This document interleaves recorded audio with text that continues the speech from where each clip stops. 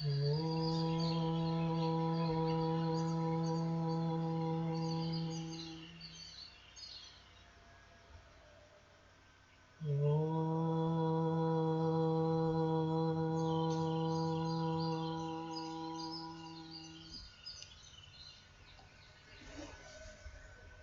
Namo Bhagavate Shri Arvindaya.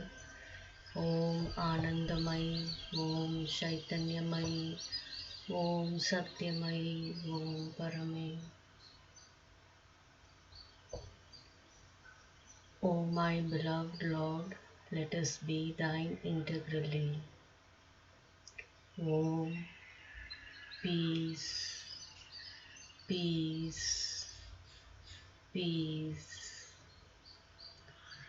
Peace to the mind, peace to the vital, peace to the physical, peace to the emotions, peace to the people around the world.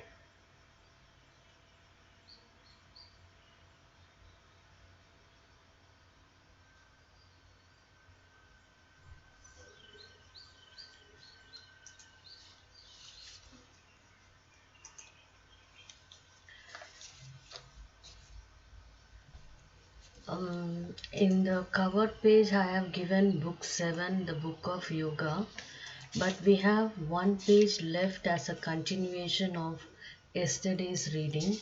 So we shall read that and then we proceed to the next book 7. Book 6, the book of fate, page 462.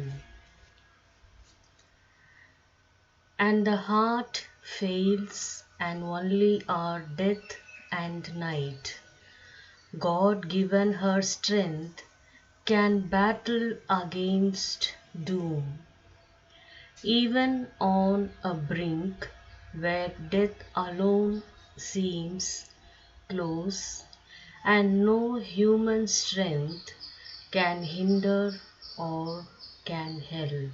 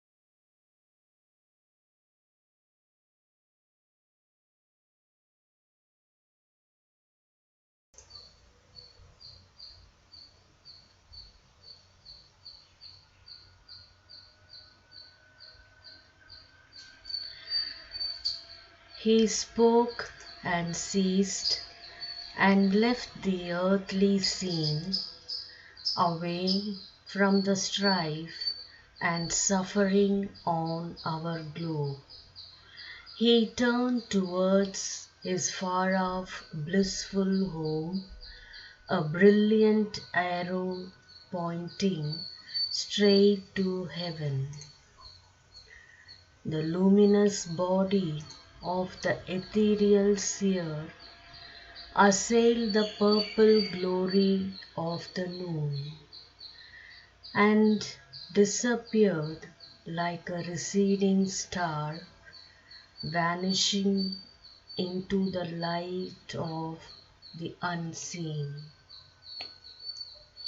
But still a cry was heard in the infinite, and still to the listening soul on mortal earth, a high and far imperishable voice chanted the anthem of eternal love. End of Canto 2, end of Book 6. We can meditate for half a second.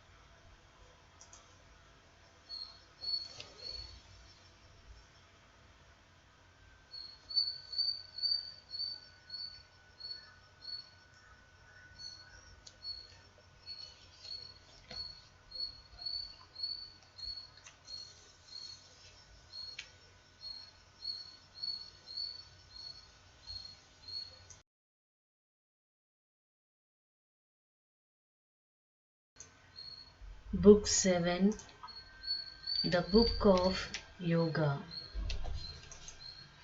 Canto 1, the joy of union, the ordeal of the foreknowledge of death, and the heart's grief and pain. Page 465. Fate followed her foreseen immutable road. Man's hopes and longings build the journeying wheels that bear the body of his destiny and lead his blind will towards an unknown goal.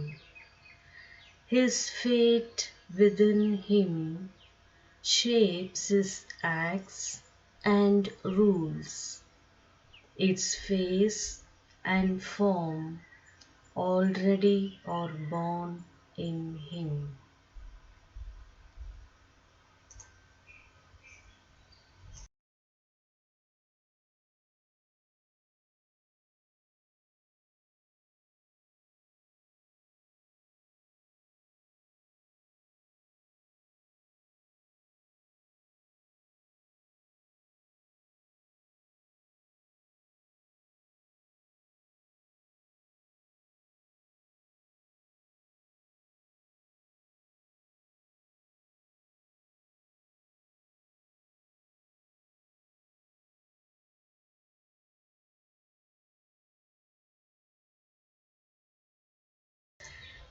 Its parentage is in a secret soul. Here, matter seems to mold the body's life, and the soul follows where its nature drives. Nature and fate compel his free will's choice.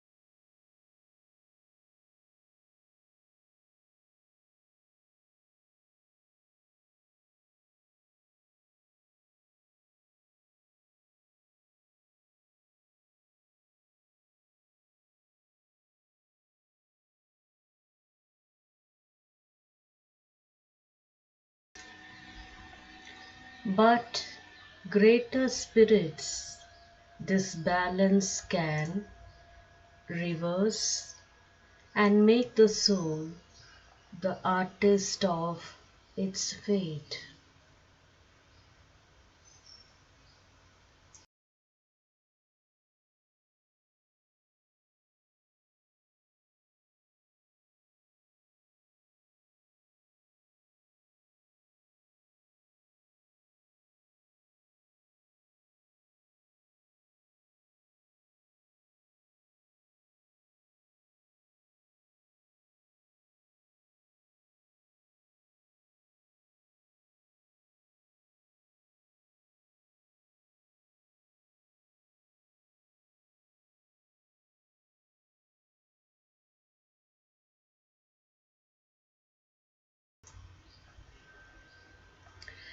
This is the mystic truth our ignorance hides.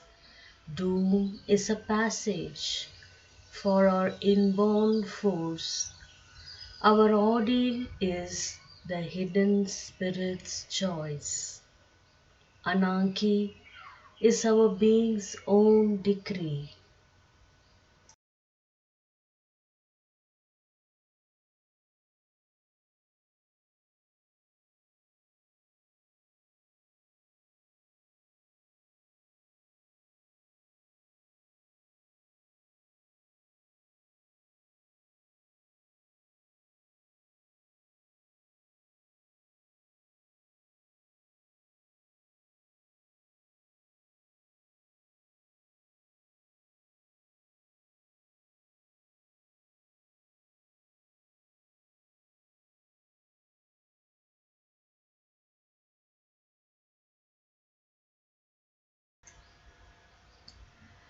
All was fulfilled the heart of Savitri, flower sweet and adamant, passionate and calm, had chosen and on her strength's unbending road, forced to its issue the long cosmic curve.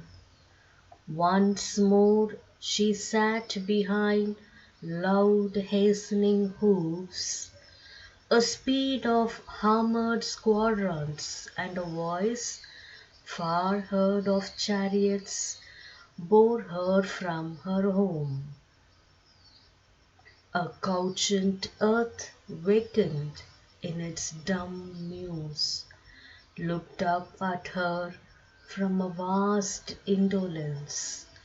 Hills wallowing in a bright haze, large lands that lolled at ease beneath the summer heavens, region on region spacious in the sun, cities like chrysolites in the wide blaze, and yellow rivers pacing lion-maned, led to the Shalva marches, emerald line.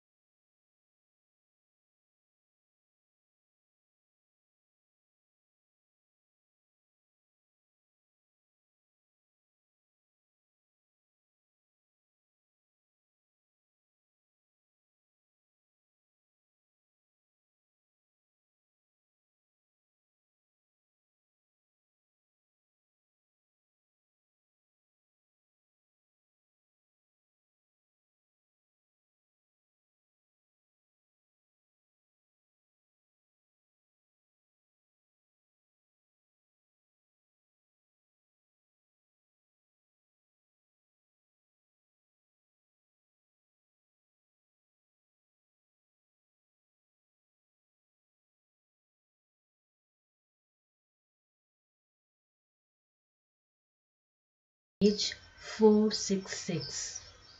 Led to the Shalva marches, emerald line, a happy friend to iron vastnesses, and austere peaks and titan solitudes, once more was near the fair and fated place.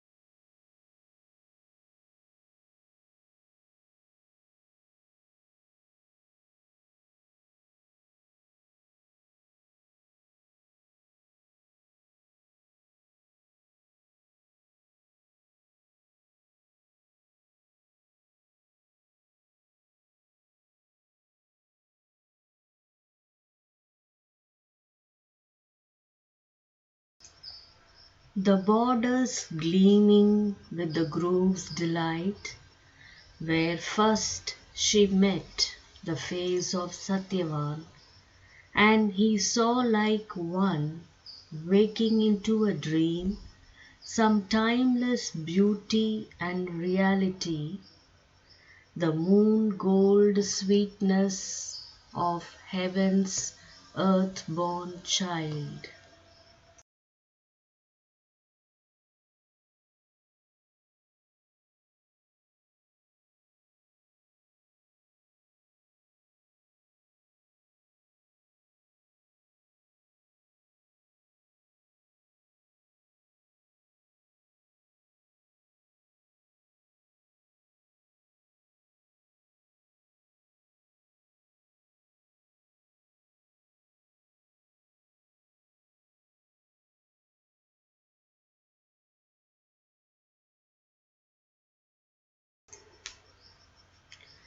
The past receded and the future neared.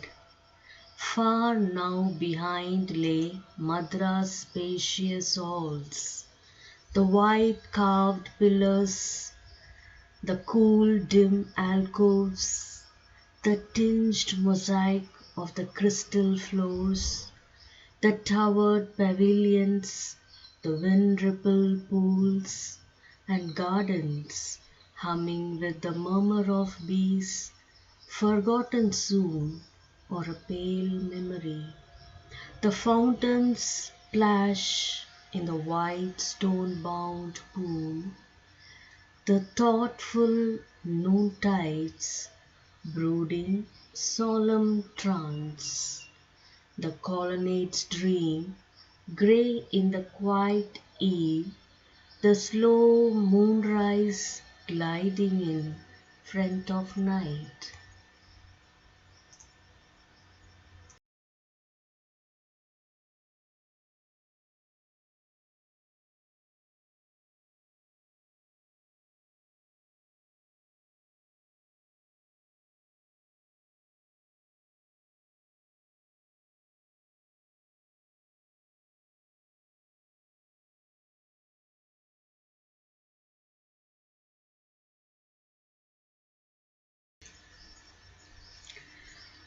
Left far behind, where now the faces know the happy silken babble on laughter's lips, and the close clinging clasp of intimate hands, and adoration's light in cherished eyes, offered to the one sovereign of their life.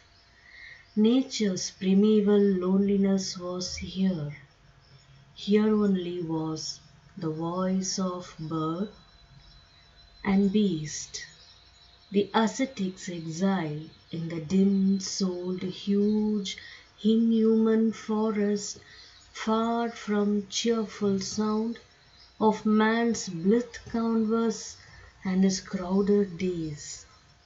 In a broad eve, with one red eye of cloud, through a narrow opening, a green flowered cleft, out of the stare of sky and soil, they came into a mighty home of emerald dusk.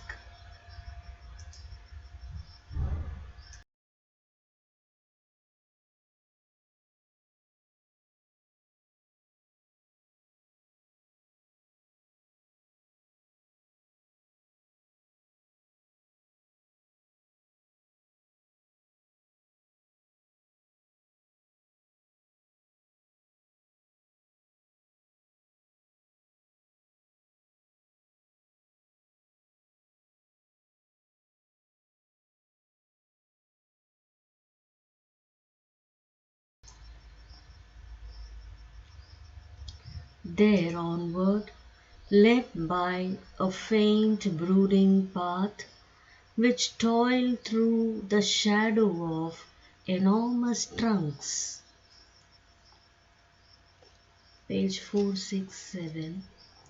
And under arches, misers of sunshine, they saw low thatched roofs of a hermitage, huddled beneath a patch of azure hue, in a sunlit clearing that seemed the outbreak of a glad smile in the forest's monstrous heart, and a rude refuge of the thought and will of man watched by the crowding giants of the wood, arrived in that rough-hewn homestead they gave, questioning no more the strangeness of her fate, their pride and loved one, to the great blind king, a regal pillar of fallen mightiness, and the stately careworn woman,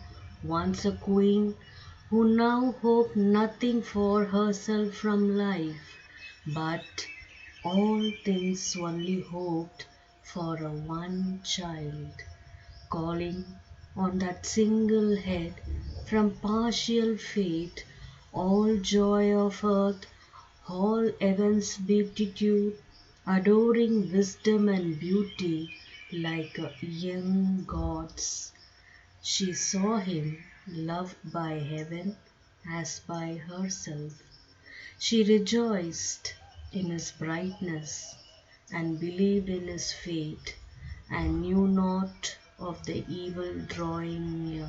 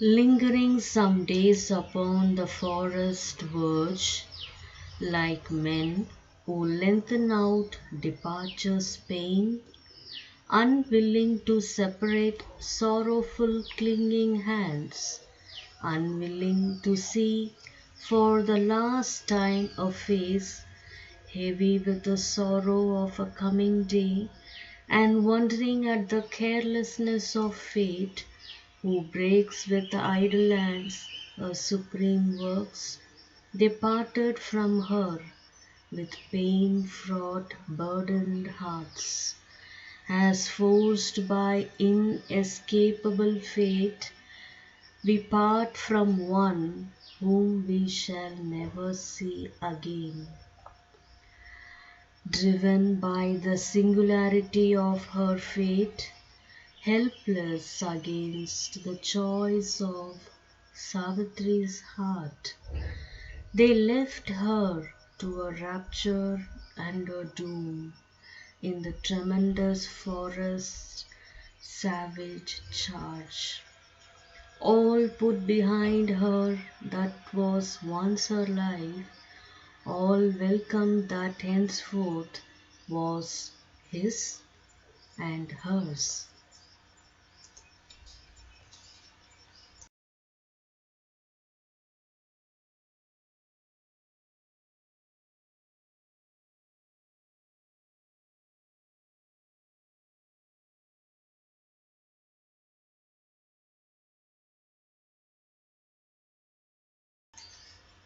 Page 468. She abode with Satyavan in the wild woods. Priceless she deemed her joy, so close to death. Apart with love, she lived for love alone, as if self-poised above the march of days, Her immobile spirit watched the haste of time, a statue of passion and invincible force, an absolutism of sweet imperious will, a tranquillity and a violence of the gods indomitable and immutable.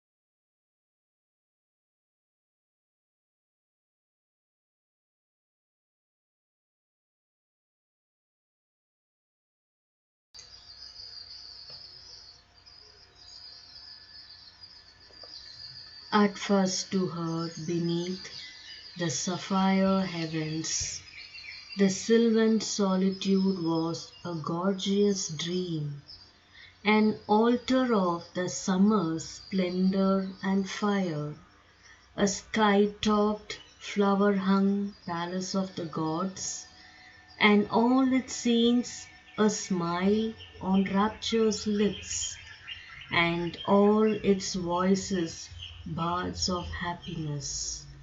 There was a chanting in the casual wind. There was a glory in the least sunbeam. Night was chrysoprase on velvet cloth, a nestling darkness or a moonlit deep.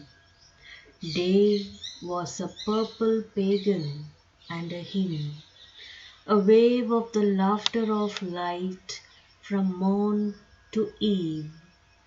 His absence was a dream of memory, his presence was the empire of a god, a fusing of the joys of earth and heaven, a tremulous blaze of nuptial rapture past, a rushing of two spirits to be one, a burning of two bodies in one flame. Opened were gates of unforgettable bliss. Two lives were locked within an earthly heaven, and fate and grief fled from that fiery hour. But soon now failed the summer's ardent breath.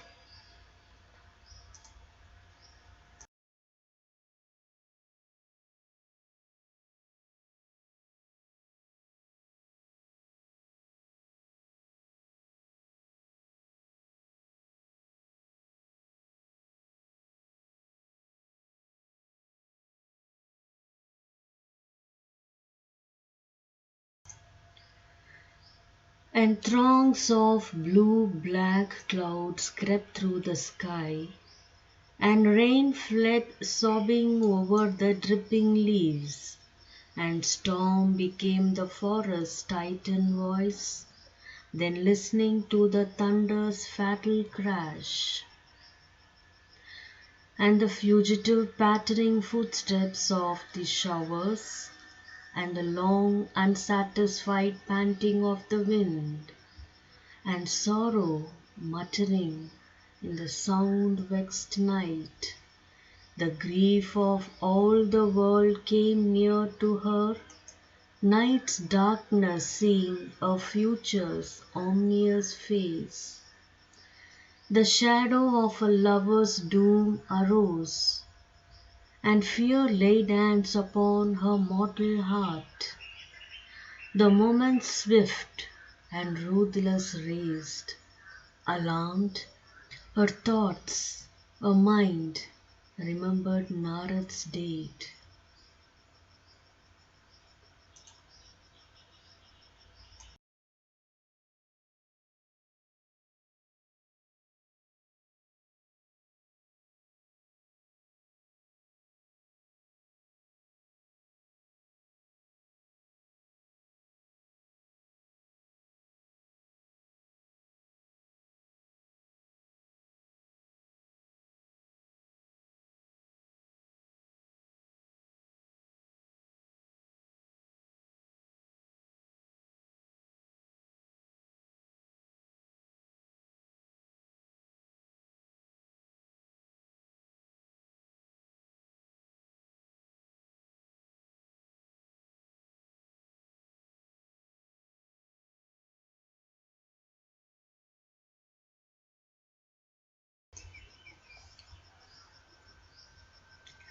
A trembling moved accountant of her riches, she reckoned the insufficient days between, a dire expectancy knocked at her breast. Dreadful to her were the footsteps of the hours. Grief came, a passionate stranger to her gate, banished when his arms, out of her sleep, it rose at morn to look into her face. Vainly she fled into abysms of bliss, from her pursuing foresight of the end. The more she plunged into love, that anguish grew. Her deepest grief from sweetest gulfs arose. Remembrance of a poignant pang. She felt each day a golden leaf torn cruelly out from her too slender book of love and joy. Thus weighing in strong gust of happiness and swimming in forebodings, sombre waves, and feeling sorrow and terror with her heart. For now they sat among her bosom's guests, or in her inner chamber paced apart. Her eyes stared blind into the future's night.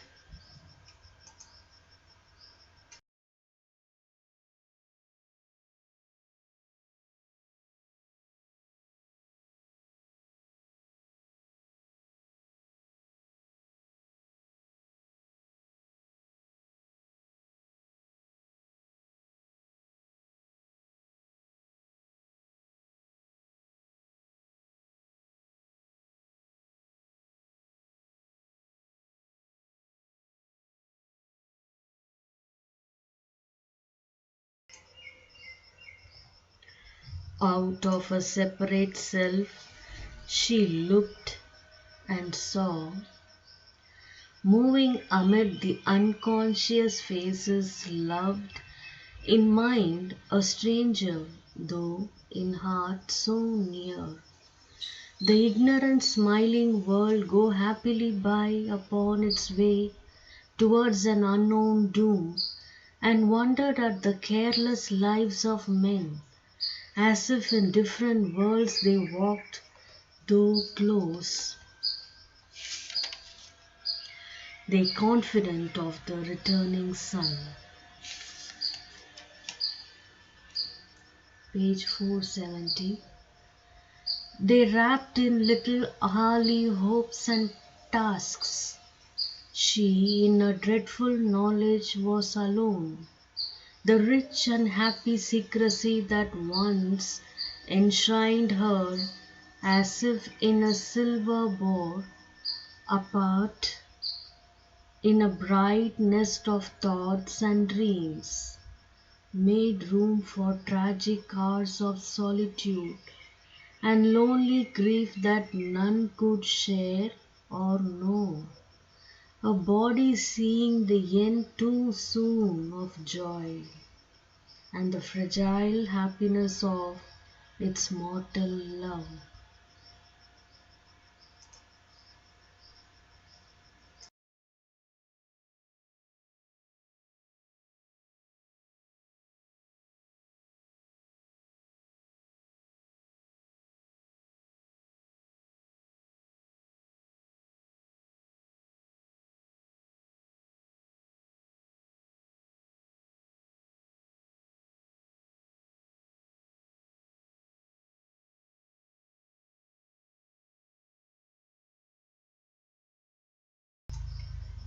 Her quiet visage, still and sweet and calm, her graceful daily acts were now a mask. In vain she looked upon her depths to find a ground of stillness and the spirit's peace. Still, veiled from her was the silent being within, who sees life's drama pass with unmoved eyes, supports the sorrow of the mind and heart, and bears in human breast the world and fate. A glimpse or flashes came, the presence was hid. Only a violent heart and passionate will were pushed in front to meet the immutable doom. Defenseless, nude, bound to her human lot, they had no means to act, no way to save. These she controlled, nothing was shown outside. She was still to them the child they knew and loved, the sorrowing woman they saw not within. No change was in her beautiful motion seen, a worshipped empress all once weed to serve. She made herself the diligent serf of all, nor spared the labor of broom and jar and well, or close gentle tending, or to heap the fire of altar and kitchen, no slight task allowed to others that a woman's strength might do. In all her acts a strange divinity shone. Into a simplest movement she could bring a oneness with earth's glowing robe of light, a lifting up of common acts by love.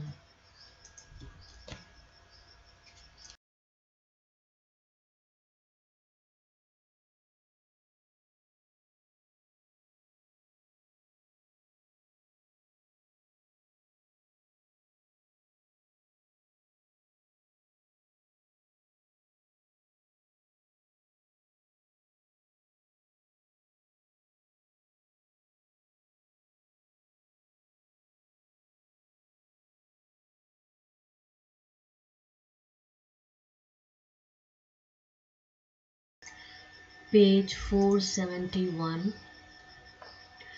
All love was hers, and its one heavenly chord bound all to all with her as golden tie. But when a grief to the surface pressed too close, these things, once gracious adjuncts of her joy, seemed meaningless to her, a gleaming shell, or were a round mechanical and void. Her body's action shared not by her will, always behind this strange divided life, a spirit like a sea of living fire possessed her lover and to his body clung. One locked embrace, to God its threatened mate. At night she woke through the slow silent hours, brooding on the treasure of his bosom and face, hung over the sleep-bound beauty of his brow, or laid a burning cheek upon his feet. Waking at morn, her lips endlessly clung to his.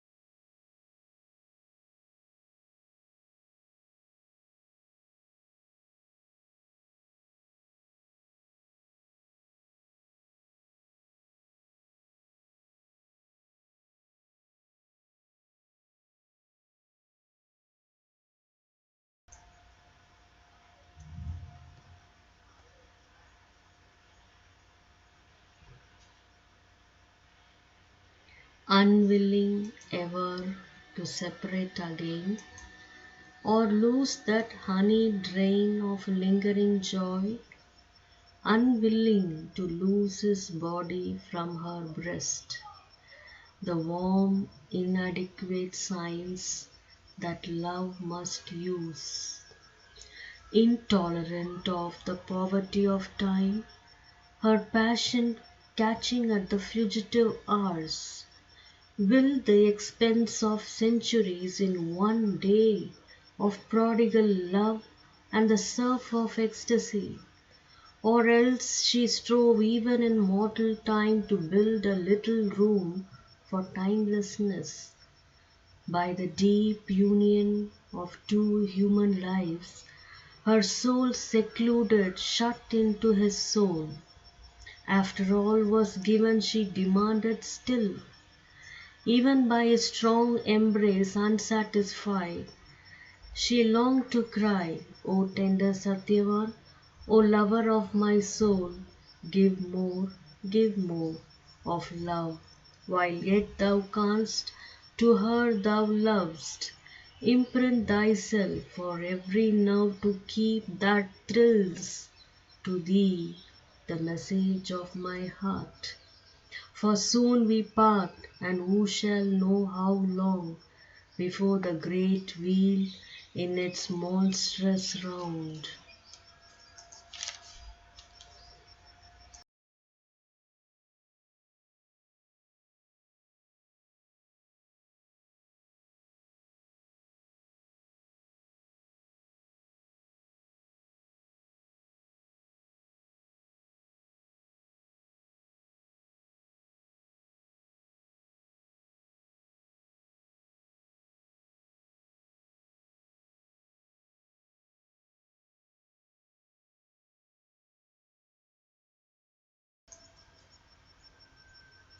Page 472.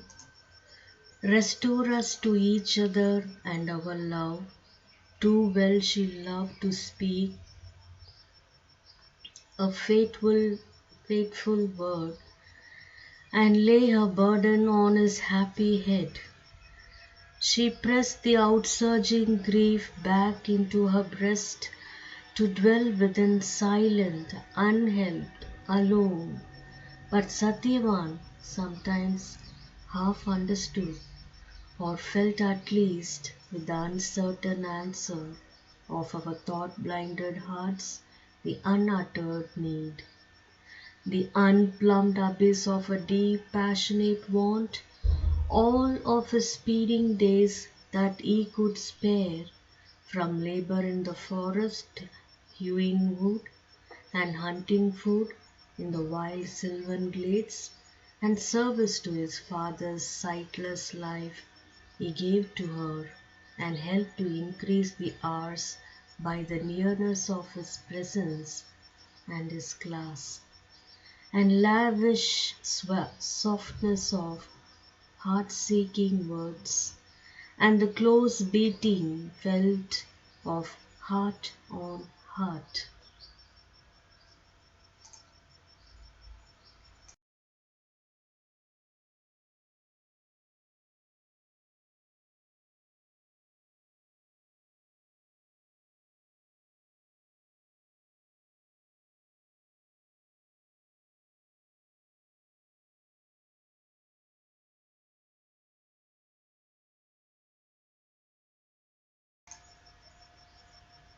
All was too little for a bottomless need. If in his presence she forgot a while, grief filled his absence with its aching touch.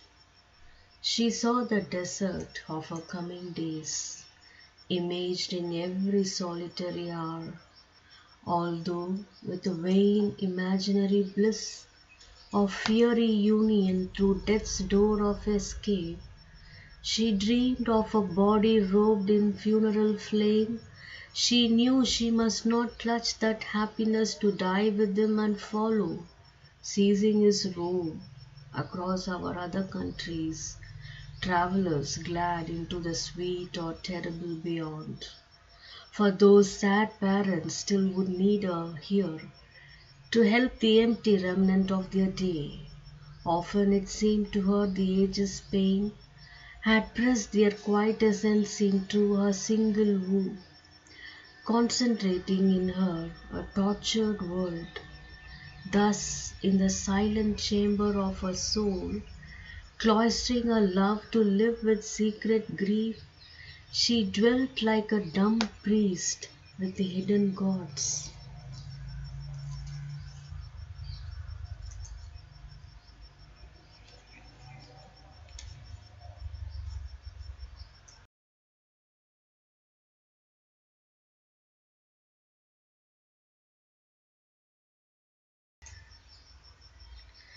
Page 473. Unappeased by the wordless offering of her days, lifting to them her sorrow like frankincense, her life the altar, herself the sacrifice.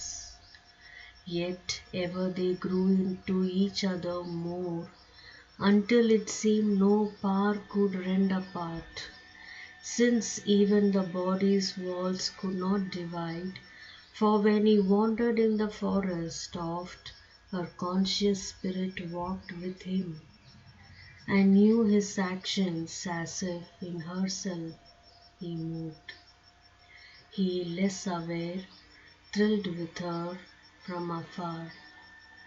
Always the stature of a passion grew, grief, fear became the food of mighty love. Increased by its torment, it filled the whole world. It was all her life, became a whole earth and heaven. Although life born, an infant of the hours, immortal it walked unslayable as the gods.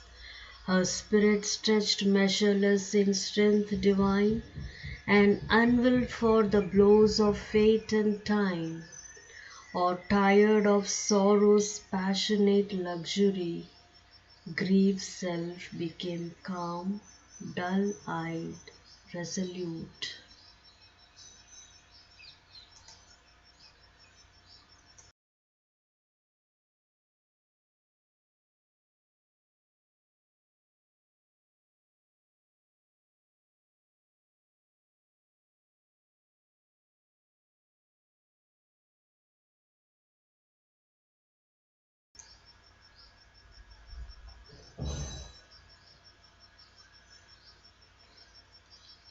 Awaiting some issue of its fiery struggle, some deed in which it might forever cease, victorious over itself and death and tears. The here now passed upon the brink of change. No more the storms sail with stupendous wings, and thunder strode in wrath across the world.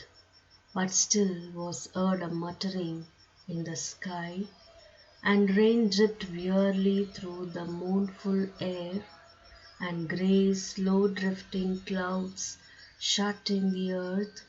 So her grief's heavy sky shut in her heart.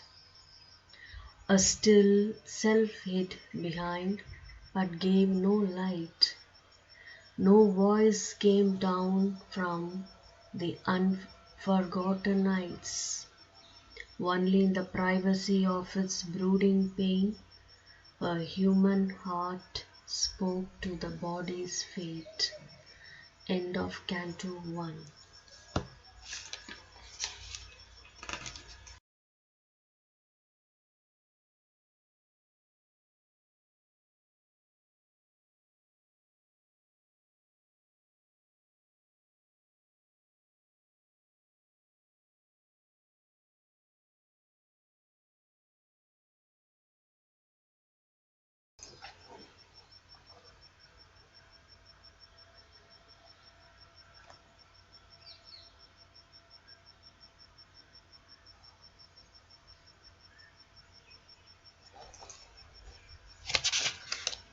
காண்டம் 7 யோக காண்டம்.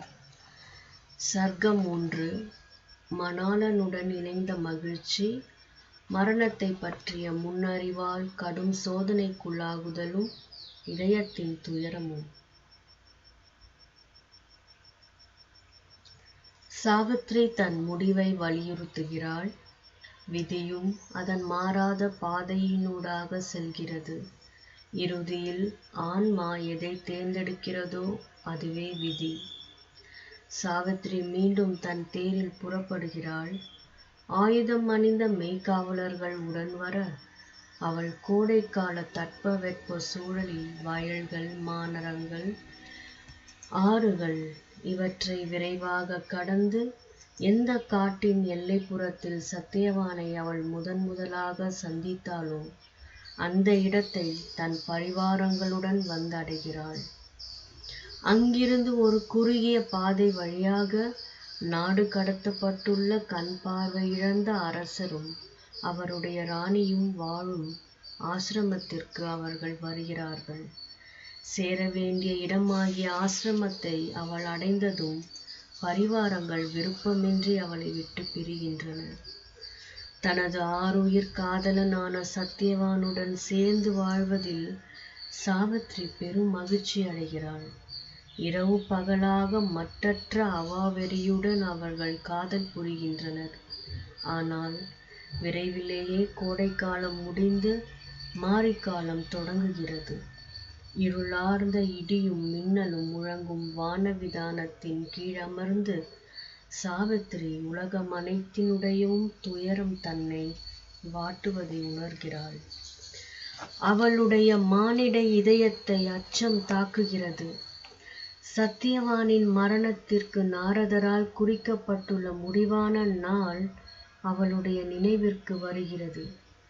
சாவித்ரி தனது துயரத்தை அன்பில் விளையும் பேரின்பத்தின் நினைவுகளிலே மூழ்குவதன் மூலம் மறக்க முயற்சிக்கிறாள். ஆனால் அம்முயற்சி பலிக்கவில்லை. முடிவுறும் ஒவ்வொரு நாளும் இடரை இன்னும் அருகே கொணர்ந்து அவளுடைய துயரத்தை அதிகரிக்கிறது. ஆனால் அவள் தனது துயரத்தை தனக்குள்ளேயே அடக்கி வைத்து உலகம் அதற்கு நேரவிருக்கும் பேராபத்தை உணராமலேயே அதன் போக்கில் சந்தோஷமாக செல்வதை காண்கிறாள். துயரம் தனது நெஞ்சில் அலைமோதும் போது அதை அடக்கிக் கொண்டு தனது குடும்பத்திற்கு ஆற்ற வேண்டிய கடமைகளை அனைத்தையும் அமைதியாகவும் அழகாகவும் அவள் செய்து முடிக்கிறாள். இவ்வாறு அவளுடைய வாழ்க்கை இரு பகுதிகளாக பிரிக்கப்பட்டுள்ளது. தனது உடலையும் ஆன்மாவையும் ஆனந்த பரவசத்தில் ஆழ்த்திய தாம்பத்திய உறவில் எந்த அளவிற்கு முடியுமோ அந்த அளவிற்கு இன்பம் அடைகிறாள். தனது உள்ளார்ந்த துயரை அவள் வெளிக்காட்டாமல் இருந்த போதிலும் சத்தியவான் ஏதோ ஒரு வகையில் அதனை உணர்ந்து தங்கு தடையின்றி தன்னை அவளுக்கு அளிக்கிறான். அப்படியும் அவளுடைய தாகம் தணியவில்லை. நாட்கள் செல்ல செல்ல வெளியே காட்டிக் கொள்ளப்படாத அவளுடைய துயரம் தீவிரமடைகிறது. அவளுடைய ஆன்ம பலம் இன்னும் வெளிப்பட தெரியவில்லை. துயரத்தில் ஆழ்ந்துள்ள அவளுடைய உள்ளத்தில் குறை கூறாமல் பொறுத்து கொண்டு கம் என்றிருக்கும் ஒரு பாவனை தோன்றுகிறது. குறிப்பிட்ட வருடம் அதன் முடிவை நெருங்குகிறது. கனத்த மழை பொழிவிக்கும் மேகங்கள் இப்பூமியை மூடி மறைக்கின்றன. துயரத்தின் முகில் மண்டலம் அவளுடைய இதயத்தை இருள் போன்று கவ்வுகிறது.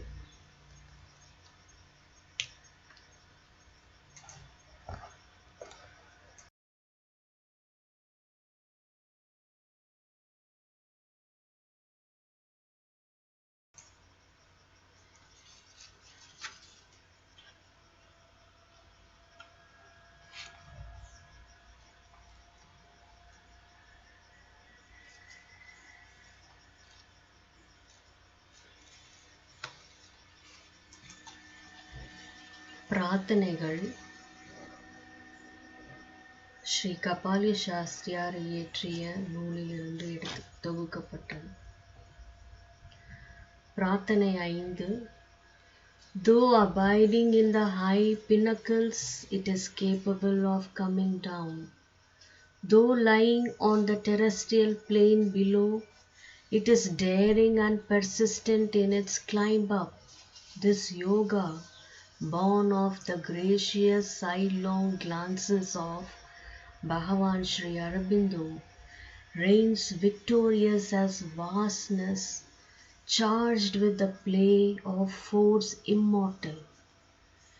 மிகவும் உயரிய ஸ்தானத்தில் இருப்பினும் கீழடங்கி வருவது கூடியதும், பூவுலகின் கீழான ஸ்தலத்தில் கிடப்பினும் உயர்நிலை பெறுவதில் விடாமுயற்சியும் சூரத்வமும் வாய்ந்ததுமான இந்த ஆரோகண பூர்வக பூர்ணயோகம் பகவான் ஸ்ரீ அரவிந்தரின் கருணை கடாட்சத்தில் உதித்து அமிர்தம் போன்ற சக்தியின் பூமா விலாசம் போன்று வெற்றியுடன் விளங்குகின்றது.